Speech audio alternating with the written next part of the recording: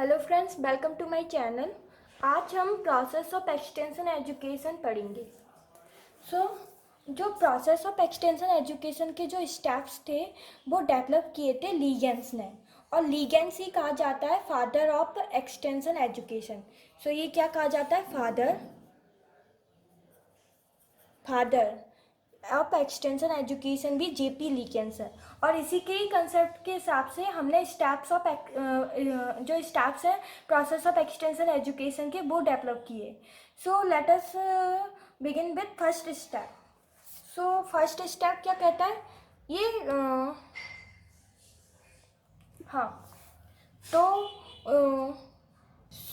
First step में हम situation का एनालिसिस करते हैं कि माँ की उस लोकल एरिया की सिचुएशन क्या है, माँ के पीपल्स जो माँ के लोग हैं उनकी एंटरप्राइज है, उनकी क्या हालत है। तो ये सब हम फर्स्ट स्टेप में स्टडी करते हैं। तो हम पूरे कि माँ का इकोनॉमिक कंडीशन क्या है, social, cultural, physical and technological, मतलब माँ का पूरा एनवायरनमेंट हम पढ़ते हैं। फिर उसके हिसाब से एक डेटा बनाते हैं, फिर हम उसको पढ़ते हैं। फिर पहला स्टेप सिचुएशन हो गया। इसे हम ये एक पेंटागन से पढ़ सकते हैं। देखिए, इसमें जो फर्स्ट स्टेप होता है वो होता है सिचुएशन, यानी कि मतलब वहाँ पे क्या चल रहा है। दूसरा स्टेप होता है ऑब्जेक्टिव, जो कि हम सिचुएशन को पढ़ने के बाद हम डिसाइड करते हैं कि वहाँ के ऑब्जेक्टिव्स क्या हैं। फिर बाद में ऑब्जेक्टिव डिसाइड करने के बाद हम अपना टीचिंग मेथड डेवलप करते हैं कि हमें वहाँ के लोगों को किस तरह पढ़ाना चाहिए। और फिर हम इवैल्यूएशन, यानी कि जब हमने टीचिंग मेथड मतलब हमने कंप्लीट कर दिया तो हम इवैल्यूएशन करेंगे कि मतलब वहाँ पे अब उसका रिजल्ट क्या हुआ, कि मतलब वहाँ के लोगों को कितना फ़ायदा हुआ। फिर इवैल्यूएशन के बाद होता है रिकन्सिडरेशन, यानी कि इवैल्यूएशन के बाद जो हमारे वर्क में जो कमी निकलती है हमारे एंड रिजल्ट में, तो उस कमी के ऊपर फिर हम फिर से वर्क करते हैं रिकन्सिडरेशन में, कि हमें कौन कौन से स्टेप्स फिर से रिपीट करने हैं। तो ये हो गए हमारे 5 steps of process of extension education. अब इसका सेकंड स्टेप है ऑब्जेक्टिव।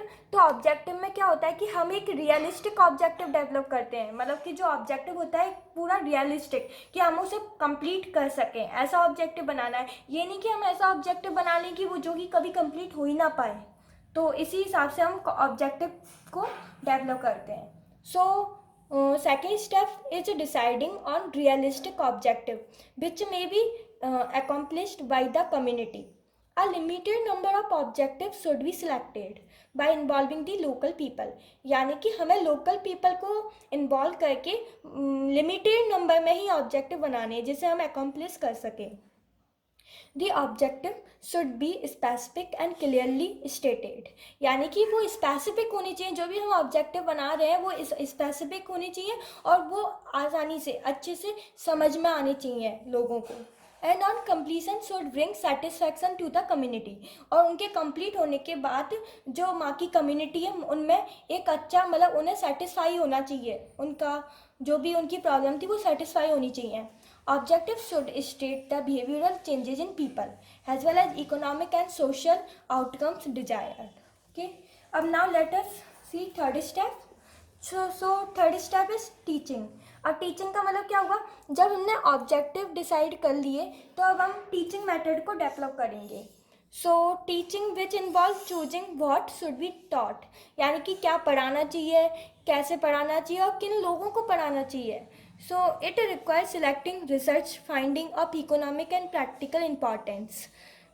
ये क्या इन्वॉल्व करता है कि हमें वो रिसर्च, जो भी रिसर्च हुई है लैब में, तो उसकी फाइंडिंग होनी चाहिए जो कि इकोनॉमिकली और प्रैक्टिकली इम्पॉर्टेंट हो कम्युनिटी के लिए।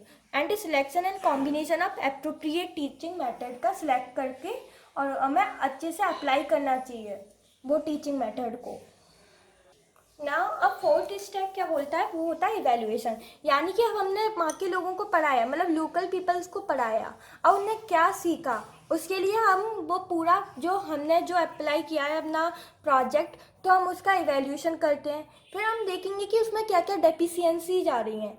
अगर कुछ डेफिशिएंसीज नहीं आ रही हैं जब, तो हमारा इवैल्यूएशन है वो कंप्लीट हुआ, यानी कि हमारी जो प्रोसेस है वो कंप्लीट हुई। लेकिन यदि मान लो उसमें कुछ ना कुछ डेफिशिएंसी आ रही है, तो फिर हम दूसरे स्टेप पे मतलब नेक्स्ट यानी कि फिफ्थ स्टेप पे जाते हैं, जो कि होता है रिकन्सिडरेशन। सो रिकन्सिडरेशन में हम जो भी पूरी जो एक्सटेंशन एजुकेशन की जो प्रोसेस थी उसे हम रिपीट करते हैं, जो कि क्यों रिपीट करेंगे, क्योंकि जो इवैल्यूएशन के रिजल्ट से जो डेफिशिएंसीज आई हैं तो इसके उसको फुलफिल करने के लिए हम रिकन्सिडरेशन करते हैं। सो फिर जो प्रॉब्लम है वो जो भी प्रॉब्लम हमने आइडेंटिफाई की वो कंप्लीट हो जाती है, तो फिर वो एक अच्छा पूरा सेटिस्फैक्शन लाती है उन लोकल पीपल्स में। सो ये था fifth step. So evaluating the teaching, that is determining the extent to which the objective have been reached. To evaluate the result of an educational program objectively, it is desirable to conduct a resurvey. The evidence of changed behavior should be collected, which shall not only provide a measure of success but shall also indicate the deficiencies of any. और अगर कोई deficiency आती है तो फिर हम जाते हैं रिकन्सिडरेशन पे, और यदि डेफिशिएंसी नहीं आती है तो फिर ये फोर्थ स्टेप पे ही हमारी जो प्रोसेस है वो कंप्लीट हो जाती है। सो reconsideration of the entire extension educational program on the light of the result of evaluation. The problem identified in the process of evaluation may become the starting point for the next phase of extension education program. So यदि कोई problem हमने identify की reconsideration में, reconsideration process में, तो वो starting point बन जाता है किसका, हमारी अगले एक्सटेंशन एजुकेशन प्रोसेस का।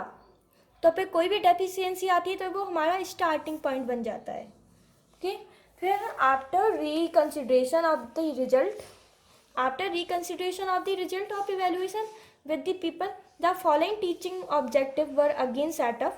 Thus the continuous process of extension education shall go on, resulting in progress of people from a less desirable to a more desirable situation. So एक बार जब रिकन्सिडरेशन प्रोसेस जो होती है वो पूरी हो जाती है तो फिर जो हमारे जो ऑब्जेक्टिव है, मतलब अगले ऑब्जेक्टिव फिर बनाए जाते हैं, ताकि जो ये एक्सटेंशन एजुकेशन प्रोसेस है वो एक कंटिन्यूसली चलती रहे। सो डेट्स वाई हम रिकन्सिडरेशन प्रोसेस के बाद और ऑब्जेक्टिव डिसाइड करते हैं, तो उसके बाद फिर से वो स्टेप्स हम बार बार रिपीट करते हैं। तो इस तरह से हमारी जो एक्सटेंशन एजुकेशन प्रोसेस है वो कंटिन्यूसली एक चेन की तरह चलती रहती है। सो जिसके कारण जो लोग होते हैं उनमें लेस डिजायरेबल चेंज से मोर डिजायरेबल चेंज आते हैं। सो आज हमने प्रोसेसेस ऑफ एक्सटेंशन एजुकेशन पढ़ी, जो कि जेपी लीगेंस ने डेवलप की, मतलब कि उसके कंसेप्ट पे बेस्ड थी।